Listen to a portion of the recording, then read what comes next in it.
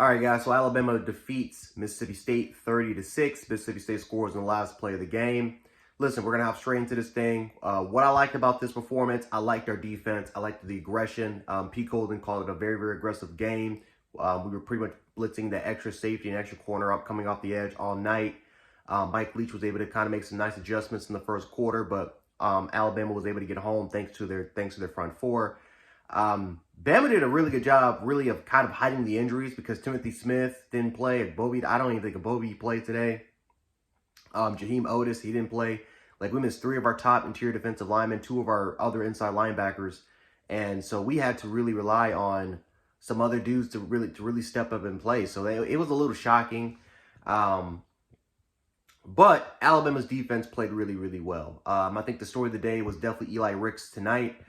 He was incredible tonight. I think he allowed like 1 catch on a 3rd and 13, but he was absolutely phenomenal. When he was in press coverage, whether he was on single man-to-man, he did an excellent job. DeMarco Hellams had a rebound game, had a really, really good game today. I don't think he was tested. Matter of fact, I think you can make a legitimate argument. None of our players in the secondary were tested.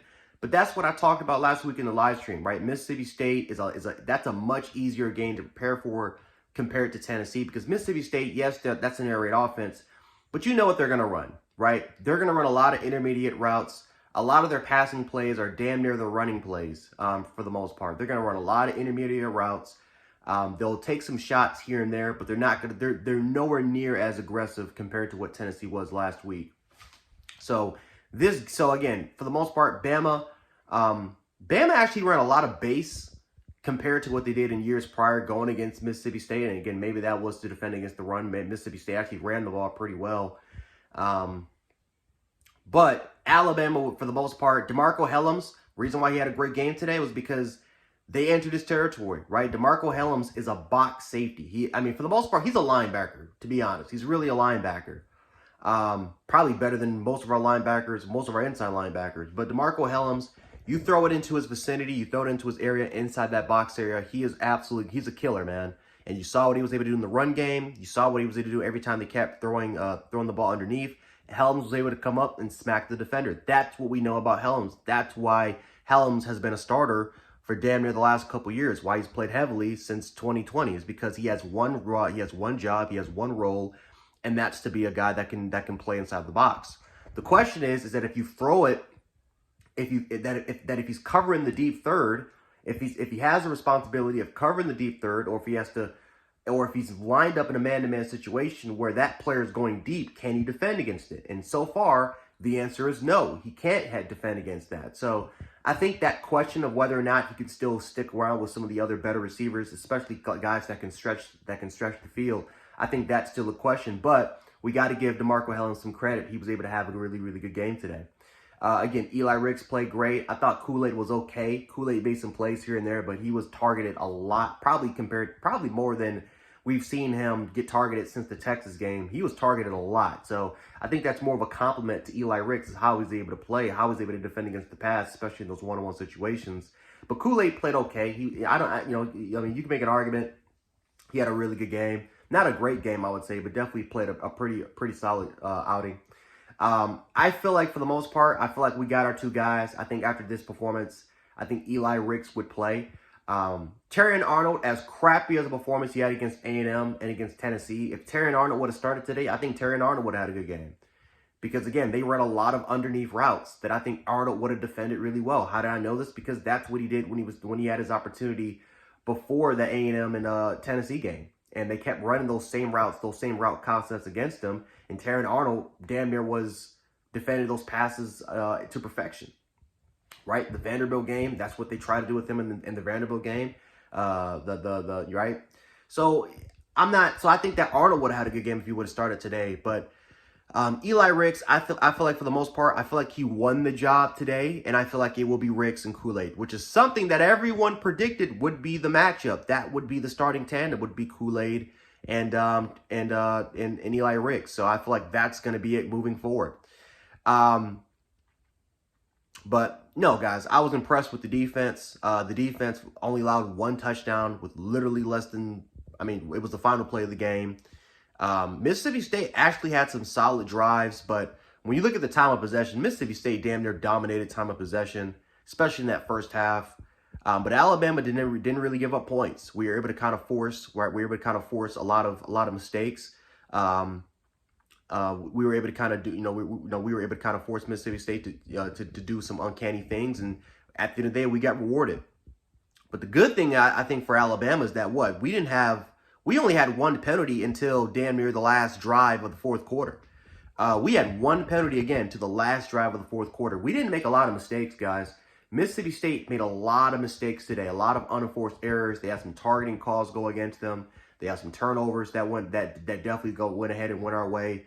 If there's anything that I can definitely say that we can take away from this game, is that Bama did not have the enforced errors. They didn't have the penalties, which is, for the love of God, I'm not going to lie to you. I talked about it last week. If Alabama would have had 10 penalties last week, I would be happy with that result. But yeah, I was extremely happy that we just did not make a lot of unforced errors. I know a lot of college football fans will definitely complain to say, well, the referees went against, that the referees sided with Bama this game. It is what it is. It happens every single time Bama wins. But I'm just happy that we didn't make the unforced errors and have a bunch of those penalties. Offensively, we play like absolute dog crap in the second half. I thought the first half, we had a pretty solid game plan. Well, let me take that away. Bryce Young, for the most part, was the man of the hour. It was Bryce Young and Jahmyr Gibbs that was the man of the hour, right? Bill O'Brien's play calling even was questionable in the first half, but because Bryce Young was doing Bryce Young things, extending plays, and that's where we're having a lot of our success. But the play calling, Bill O'Brien is at, I can't even really complain about it, because how many weeks in a row now have we complained about Bill O'Brien? I mean, listen, we know what he is. He is a mediocre offensive play caller. We all know Bryce Young has total demand of the offense. He's the one that has to call the plays. He's the one that has to make the adjustments. He's the one that has to set the protection and reroute the receivers. Right? We all know that if he can get a call, he can cancel it and he can set his own thing. Listen, I don't know what the hell's going on. I don't know if I just don't know, man. This offense was just absolutely anemic, though. Receivers couldn't get open, but the concepts were just horrible. These receiving concepts was horrible. Our running plan was absolute dog water. We ran a crap ton of stretch plays. I think we only ran the ball one. Did we even run a single dive play today? I mean, I don't know. So the run play was crap, and it was too predictable. So game management situations are still a question mark. I don't know, man. I just don't know. That's why, honestly, like I said, I'm happy with the win, but I'm not excited about the win, because this offense once again showcased why we want Bill O'Brien fired. And this offense just does not fit well with these players, but the players got to step up themselves at some point. They got to step up themselves.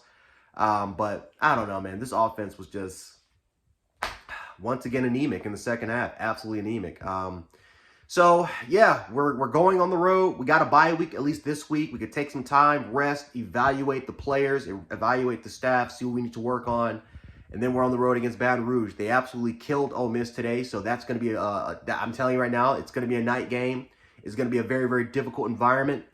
I'm excited for it. I can't wait for the game. And hopefully we can pull a big one coming out of Baton Rouge, because that game has major implications as far as who's gonna take control of the West.